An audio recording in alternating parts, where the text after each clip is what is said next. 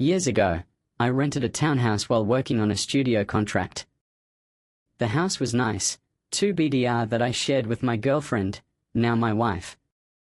There was a single attached garage, which is a main part of the story. The next-door neighbor, who we'll call Chad, was a real piece of work.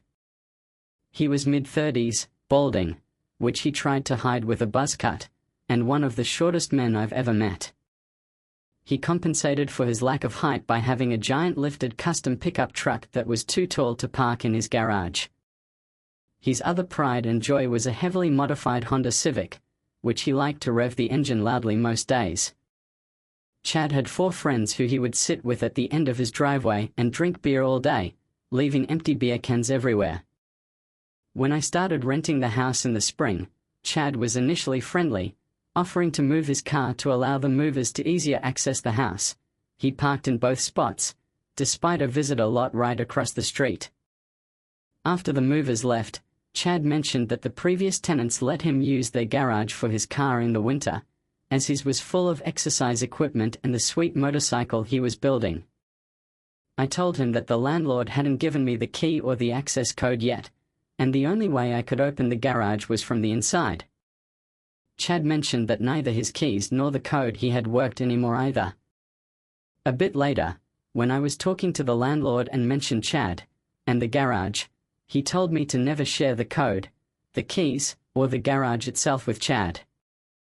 The previous tenants had been robbed just after Christmas, the reason why they moved away, and the landlord suspected that Chad and his friends had been the ones responsible, despite there being no evidence. The landlord changed the locks and access code as part of cleaning up the house for a next tenant.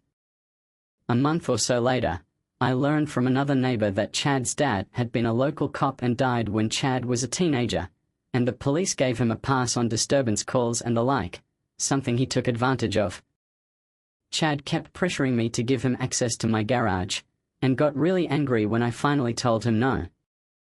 Maybe his temper stemmed from his lack of height or some other factor, but he was upset enough that his friends had to hold him back from physically attacking me.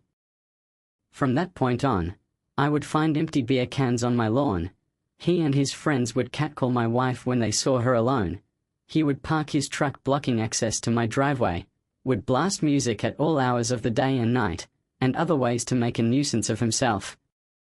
As winter came, things got worse as he was no longer allowed to park his truck on the street and was denied parking in the visitor lot.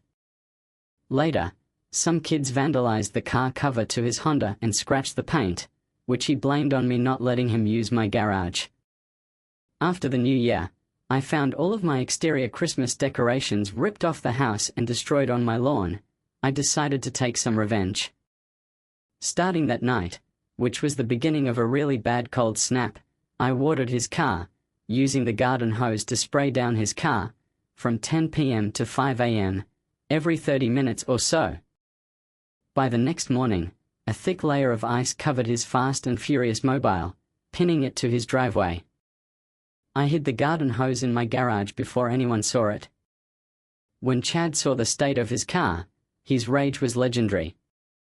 He screamed, yelled, and woke up the entire neighborhood with his antics.